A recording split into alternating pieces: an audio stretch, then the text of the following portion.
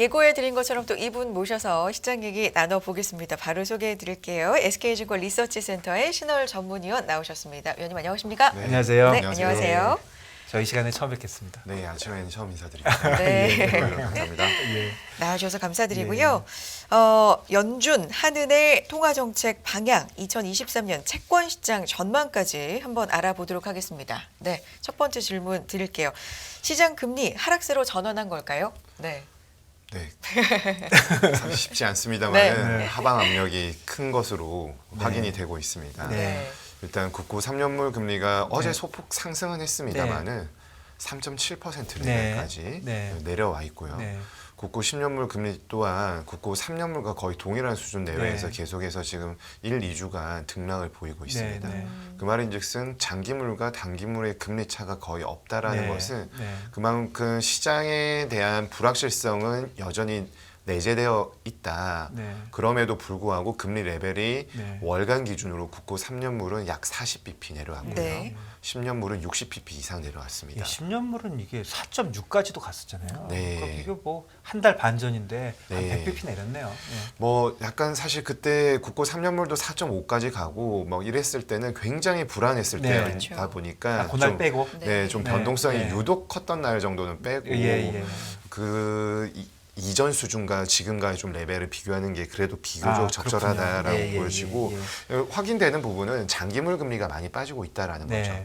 결국에 통화 정책보다는 여러 가지 요인들을 복합적으로 반영할 수밖에 없는 장기와 초장기 쪽의 레벨 압력이 단기 쪽보다 더 낮게 유지가 되고 있다라는 네. 부분들은 이제 드디어 물가만 고려하는 것이 아니라 경기와 네. 그리고 그에 미칠 수 있는 수급 네. 그리고 마지막으로는 기대 인플레에 대한 여러 가지 생각들이 조금 피크 아웃에 대한 부분으로 이어지고 있는 것이 아닌가. 이게 다 우리나라 국내 시장 얘기. 국내외 모두 국내 모두. 모두. 네, 예. 공통적으로 적용될 수가. 공통적으로. 예. 왜냐하면 사실 2022년은 금리 레벨을 정의하자라면은 미국제 10년물 금리가 스탠다드이고 네. 위험한 국가일수록 플러스 알파를 많이 네. 가산할 수밖에 없었는데 네. 지금 4분기 정도부터는 네. 플러스에서 이제 내외 정도, 네. 플러스 마이너스 정도로 나오는 국가들이 생겼고요. 네. 대표적으로 금리 인상의 속도 조절을 빨리 했었던 호주부터 네. 이제 시작이 되었고 네. 결국 우리도 이번에 금리 인상 보폭을 25bp로 네. 가져갔잖아요. 네. 50bp, 25bp 다시 50bp 했다가 25bp로 네. 갔는데 이에 대한 부분들은 중립금리 상단 또는 중립금리 상단을 상회하고 있다라고 진단을 이창용 총재가 한 만큼 어느 정도 금리 인상의 고점은 확인이 되고 있다. 네. 최종 레벨에 대한 부분을 이제 추가적으로 확인을 하자. 네, 요 거의 다 정도로 왔다. 네, 네, 요 네. 정도로 확인을 네. 좀 정리를 해볼 수가 있을 것 같습니다. 아, 예. 그러니까 긴축 통화 정책 종료를 인식하고 물가 피크아웃이 가시화됐다라는 쪽으로 보시는 거예요? 시장이 그렇게 좀 보고 있습니다. 다만 저는 금리의 상승 여력이 이제 거의 끝나가는 것에는 동의하나 네. 끝났다라고 네. 확언을 하기는 좀 어렵다라고 보여집니다. 여기에서 이제 사람들의 이제 인식들이 아직은 조금 긴가민가한 부분이 있어요. 확인할 네. 부분들이 더 네, 있고. 연준 인사들의 네. 발언이 저는 좀 유의미하다고 생각해요. 시장 참가자들이 아니라 경제 주체들을 네. 경제 주체들의 물가 인식을 좀 더 봐야 된다. 네. 왜냐하면 시장은 여러 가지 지표들을 복합적으로 네. 선반영하고자 하잖아요. 네.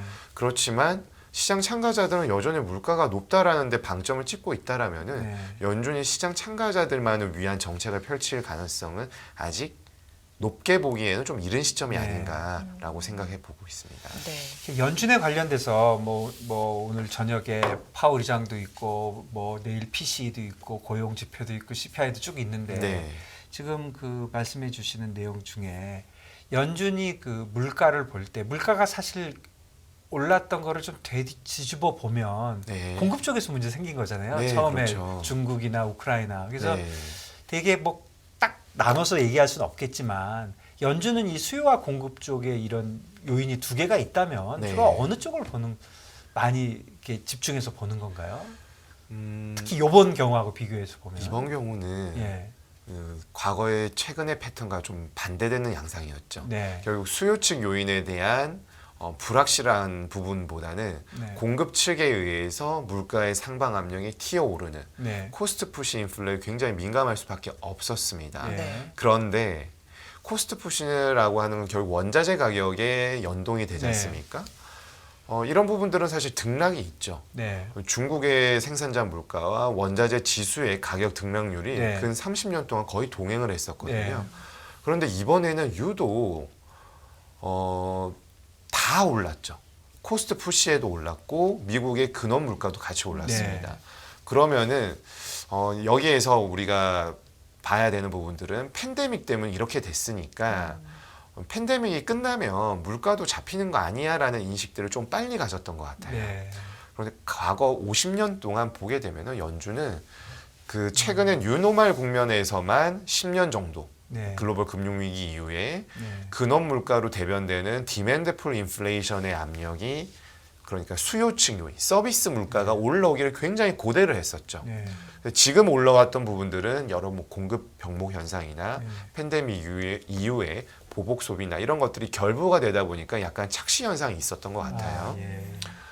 그러나 연준은 어찌되었든 간에 물가의 상방 요인이 코스트이든 디맨드이든 그런데 과거 장기 시계열상으로는 코스트에 더 민감했었다. 왜냐? 과거에는 그 코스트가 올라오게 되면은 에너지 물가에 바로 영향을 미치게 되고 사실 그 산업혁명 이후에 이 석유, 석탄 이러한 기본적인 우리 에너지를 제공해주는 원재료의 중요성은 결국 패권과도 문제가 되거든요. 네. 그러니까 그 부분에 대해서 연준이 굉장히 튀어오를 때는 강력하게 물가를 안정화시키기 위한 정책들을 네. 펼쳤었는데 지금 뭐 뉴노멀 이후에는 워낙에 저물가에 대한 우려 때문에 조금 반대되는 짧은 시계열상의 그러한 패턴들이 있었습니다. 네.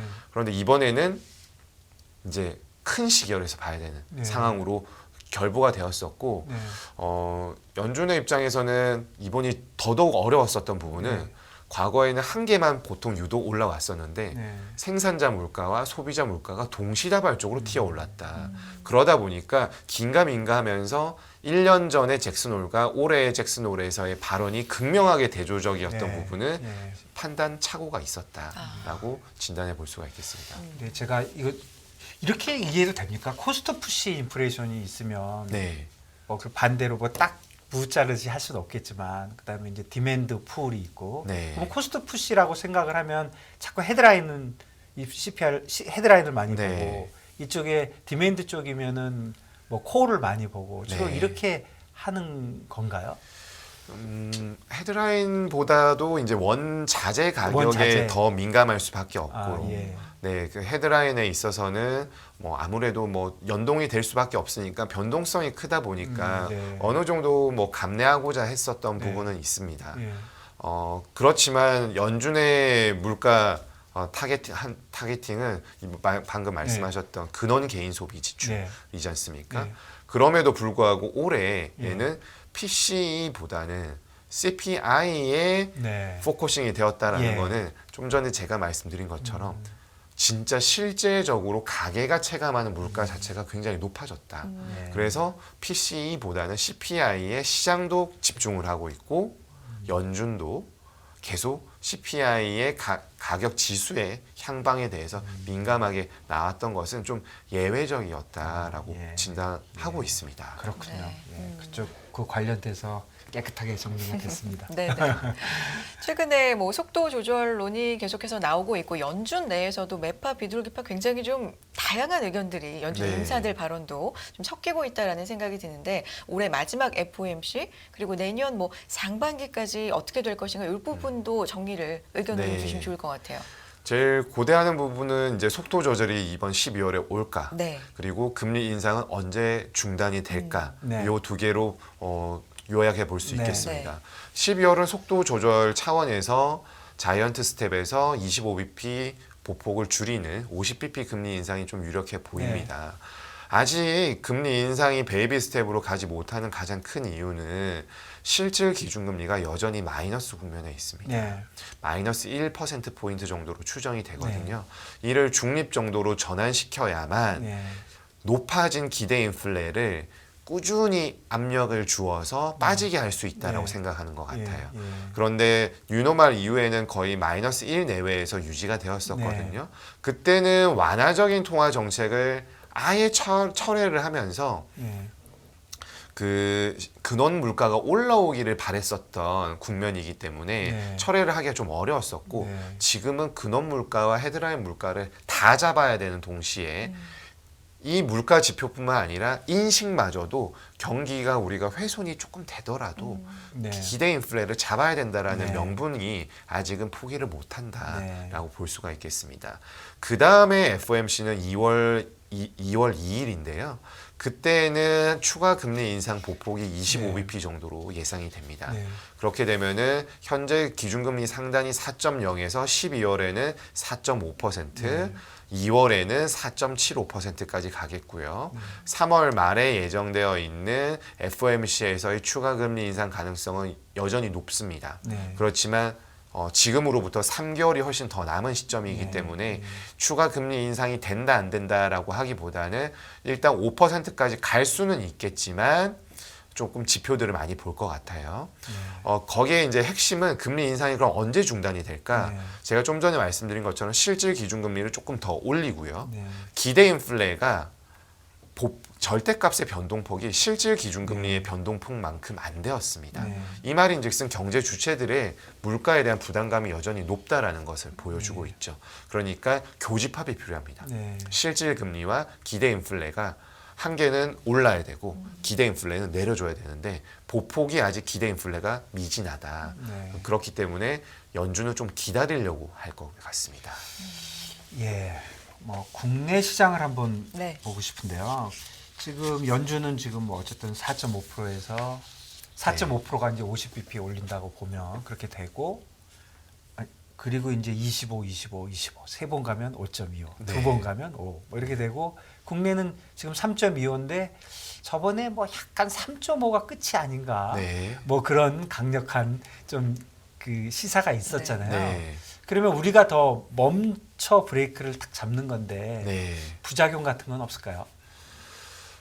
사실 2019년에도 우리가 먼저 금리 인하를 했었고 네. 2017년, 18년에 통화정책 정상화 국면에 있어서도 우리 기준금리 인상은 2회에 그쳤습니다. 네. 이번에는 연준의 정책의 마지막 정도 앞에서 네. 먼저 멈추는 정도이기 때문에 네. 우리가 먼저 멈춰 있다라는 신호를 시차를 두고 주지는 않을 것 같습니다. 네. 그렇기 때문에 우리 통화 정책의 흐름은 네. 일단 12월에는 금통위가 없고요. 네. 기준금리 결정 네. 금통위가 없고 내년 1월 19일에 예정되어 있는데 네. 그때는 추가 금리 인상은 불가피하다. 네. 그래서 3.5%로 상향 조정을 전망하고 있습니다. 네. 그러면 이번 통방문과 금통위 기자회견에서 알 수 있었던 부분은 최종 기준금리 인상 레벨에 대해서 총재를 제외한 네. 금통위원 6분의 의견이 3.25% 2명, 3.5% 3명, 네. 그리고 3.75라고 단정은 짓지 않았지만 네. 열어둔다라는 분이 한 분 있었습니다. 네. 그런데 이제 이창용 총재가 기자회견을 진행하시잖아요. 네. 이창용 총재는 3.5%의 시장의 인식이 합리적이다라고 네. 했었기 때문에 네. 3.5%에 대한 금통위 구성이 한 4명 정도, 네. 7명 중에 과반 이상은 차지하는 것 같다라고 네. 봤을 때 1월 금통위의 기준금리 25bp 인상은 좀 거의 확실한지 아닌가라고 생각이 됩니다. 근데 결국 그 이유가 문제인데요. 네, 금통위가 1월 29일이고 그다음에 FOMC는 2월, 3월 이렇게 가니까 예. 그러면 요번에 50bp 미국이 올리면 4.5가 먼저 되고 네, 우리가 이제 3.5가 딱 되고 네, 그 다음에 이제 FOMC가 줄줄이 나오는데 네. 우리가 3.5에서 멈추고 있으면 네. 우리는 3.5에서 멈춘 상태에서 미국은 뭐 한 번, 지금 보통 2번에서 3번을 얘기하니까 이제 뭐 5나 5.25까지 올라갈 텐데 네. 그게 한 시간적으로는 한 3, 4개월? 네. 이제 그때가 이제 문제인 거죠. 네, 맞습니다. 네.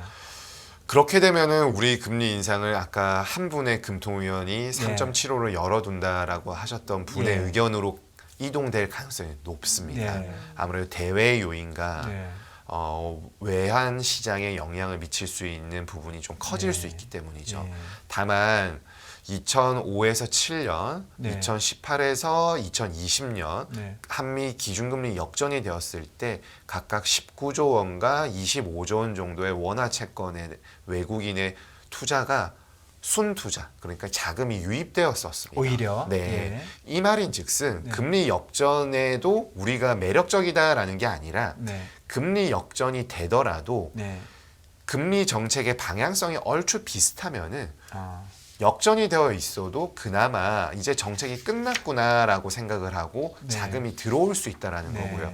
근데 정책의 방향성이 엇갈려 있을 때 네. 우리는 인하이고 미국은 인상이다. 네. 아니면은 우리는 먼저 멈춰 있다라고 하는 시장에서는 이번 2022년 9월에서 10월처럼 외환 시장이 굉장히 불안해지면서 네. 원화 채권의 만기가 돌아오고 네. 만기를 재투자하지 않고 네. 재투자되지 않은 원금을 회수해가는 네. 그림이 가장 워스트 시나리오거든요. 네. 그렇게 될 수가 있을 텐데 지금은 거의 글로벌 인플레에 동시다발적으로 진행되고 있기 때문에 네.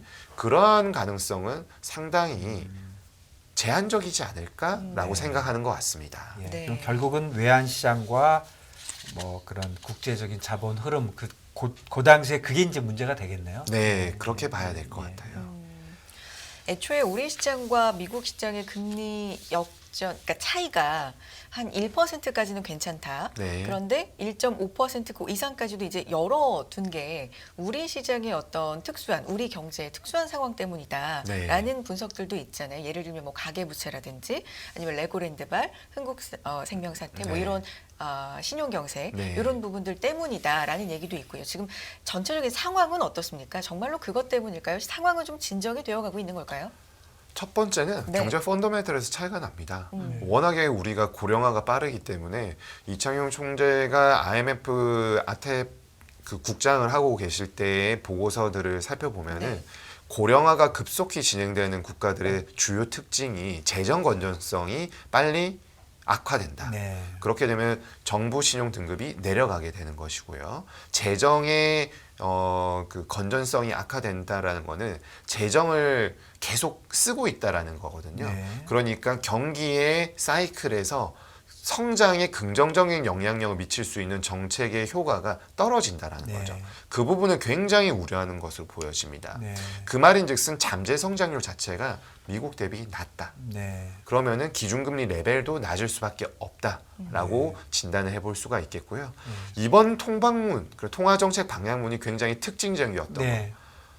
통방문에서 PF, ABCP 단어라는 게 나왔습니다. 네. 이 말인즉슨 제가 이 채권 시장에 온 이후로 네. 처음 본 그런가요? 단어가 원래 되겠고요. 거기는 안 쓰나요? 그런 단어보다는 이제 네. 가계부채나 예, 예. 어떤 금융 안정에 유의한다라는 거는 기본 멘트이나 예. 이런 걸 탁 집어서 했다라는 거는 자금 시장 경색에 대해서 굉장히 심각하다. 우려를 아, 펴왔다. 예, 예. 이 말인즉슨 이제 우리는 여기에도 신경을 쓸 거다. 네. 근데 이렇게 되는 이유들은 지금 PF 발행 차환되는 것들이 10%면은 굉장히 선방하고 있다라고 진단을 하고 있거든요. 네. 근데 기준금리가 3%지 않습니까? 네. 3.26가 네. 됐지만 너무 스프레드가 벌어져 있다라는 거는 네. 이건 펀더멘탈의 문제가 아니라 유동성의 문제다. 그렇죠. 네, 예. 크레딧 이벤트 예. 이전에 유동성이 예, 먼저 예, 예. 어그러져 있다라는 것이기 때문에 예. 유동성에 대해서 우리가 생각을 하고 있다. 네. 그러니까 금리 인상 보폭을 크게 가져가면은 좀 위험할 수 있으니까 짧게 가져가면서 혹시나 이 부분이 우리 경제에 미치는 영향력은 아직 극복할 수 있다라고 진단을 했습니다만은 내부적으로는 굉장히 우려를 이제 하기 시작했다. 그리고 거시경제금융회의에서 계속 수장들이 모여서 얘기를 하고 있기 때문에 한국은행이 1차 목표는 물가 안정이지만 물가 안정만을 바라보고 정책만을 펼칠 수 없는 우리의 거시경제금융 환경이 펼쳐지고 있다라고 생각해 보고 있습니다. 뭐 유동성 관련돼서 좀 여쭤보면은 뭐 사실은 금리와 유동성이라는 게 다 묶여서 가는 거는 사실이지만 네. 뭐 미국 경우에도 금리가 멈추더라도 뭐 QE나 QT의 방향에 대해서 관심이 많은 것처럼 네. 우리는 이런 상황이면은 금리는 좀 뭐 이번에 또 올리고 하더라도 네. 유동성 쪽은 확실히 좀 완화적으로 갈 것 같다. 네. 뭐 그렇게 봐야 되겠죠. 스탠스는 그렇게 잡은 것 예, 같은데 예. 한은 총재는 그 부분이 혹시 물가에 악영향을 미칠까 그렇죠. 봐가 당연히 이제 물가가 네. 문제가 될 건데요. 좀 우려하는 것이 좀 여실히 드러나고요. 예. 한은의 정책의 그런 유동성 프로그램에 있어서의 네. 적극성은 타 기재부나 예. 금융위원회 대비해서는 좀 소극적일 수밖에 없습니다. 아, 그런가요? 네, 그러나 이 유동성 문제가 크레딧 이벤트로 가는 것은 불가피해 보입니다만은 네. 사실 금리 인상 정책의 후반부에는 항상 크레딧 이벤트가 발생하지 않습니까? 네. 그러한 것처럼 나타나는 것에 대해서 자본시장의 구조조정 측면에서 아예 막아야 된다라고 단정은 할 수는 없겠습니다만 최소화하고자 하는 부분들은 정부 당국과 한은의 공통된 인식으로 보여집니다. 네. 그러므로 한은 또한 어제도 RP 매입을 이제 좀 더 확대하겠다. 네. 이러한 부분들이 나오는 것처럼 최대한 물가를 건드리지 않으면서 좀 유동성의 워닝 시그널이 나오는 데에는 적재적소에 좀 돈을 뿌려주려는 모습들은 훨씬 더 관측이 되고 있습니다만 뭐 시중은행 저기 5% 이상 예금 받지 말라고도 그렇게 나온 것 그러게요. 같은데요. 관리하는 그러니까 니네들이 네. 다 가져가지 마라. 네, 워낙에 이제 그쪽에 이제 자금이 유입되는 네. 부분들이 너무 빠르다 보니까 네. 이제 그러니까 제1금융권 네. 이외의 2금융권과 네. 비예금 취급 기관의 금융기관들이 네. 유동성에 대한 부분들이 이제 목말라 있거든요. 네. 그러다 보니까 이제 그러한 되게 이제 뉴스거리까지 이제 네. 우리가 확인을 하고 있는 상황입니다. 예대 마진은 엄청 커지는 거 아닙니까? 사실 그 부분도 좀 줄이라고 이제 지침이 내려오고 있는데 사실 지금 금리 입장에서 보면은 국채를 제외한 비국채에서 초단기 쪽 레벨이 너무 많이 올라와 있어요. 네. 유동성의 문제인 거죠. 그렇죠. 그러니까 국채와 비국채가 나뉘어 있다라는 거는 국채는 이제 알겠고 통화 정책에 영향이 미치는 거고 비국채는 크레딧 네. 그리고 유동성 이 부분을 리스크 프리미엄으로 반영을 해버린 것이죠.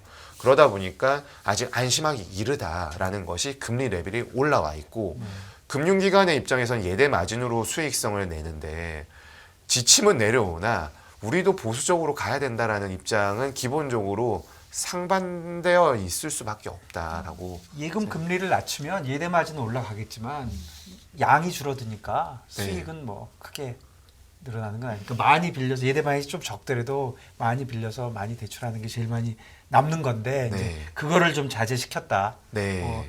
어쨌든 큰 문제인지는 모르겠지만 정부가 이런 것까지 얘기한다는 거는 그러게요. 역시 유동성에 문제가 있다 이렇게 봐집니다. 그럼 결국 우리 시장은 지금 유동성, 그러니까 네. 금리의 수준이나 뭐 이런 거보다도 외환이나 이런 거보다도 오히려 유동성에 지금 문제가 있다고 판단이 되는 것인데 네. 그냥 다 잊어버리고 어떤 일이 벌어지면 유동성이 좋아지나요? 이 부분 짧게. 네, 짧게 어떤 일이 부탁드립니다. 뭐 내일 아침에 번쩍 일어났는데 네. 어떤 일이 탁탁탁 벌어지면 유동성이 좀 좋아질까요? 1번은 물가가 피크아웃이 눈에 가시적으로 나와야 됩니다. 우리의 물가, 국내뿐만 아니라 국외가. 국내외, 네. 일본 물가. 네. 2번은 거기에 안도를 한 통화 당국이 예. 이제는 경기를 조금 훼손시키는 부분을 덜 가져가야 되겠다. 그 말인즉슨 경기 부양 정책의 일환인 네. 금리 인하 시그널이 나와야 예, 됩니다. 인하 시그널. 네. 그리고 세 번째로는 금리 인하가 되어야겠죠. 실제로 돼야 되고. 네. 시간이 걸리겠네요. 결국 물가가 내려와야 되네요. 네. 네. 뭐 아침에 일어나서 확인할 일은 아닌 것 같고 시간이 어느 정도 많이 네. 필요할 것 같네요. 네. 제가 이게 성격이 급해서. 그래도 이런 조건들이 필요하다라는 거 명확하게 들어볼 수가 있었습니다. 오늘 여러 가지 네. 상황, 12월부터 2023년 뭐 상황까지도 의견을 잘 주셨고요. SK증권 리서치센터의 신월 전문위원과 함께했습니다. 고맙습니다. 감사합니다. 고맙습니다.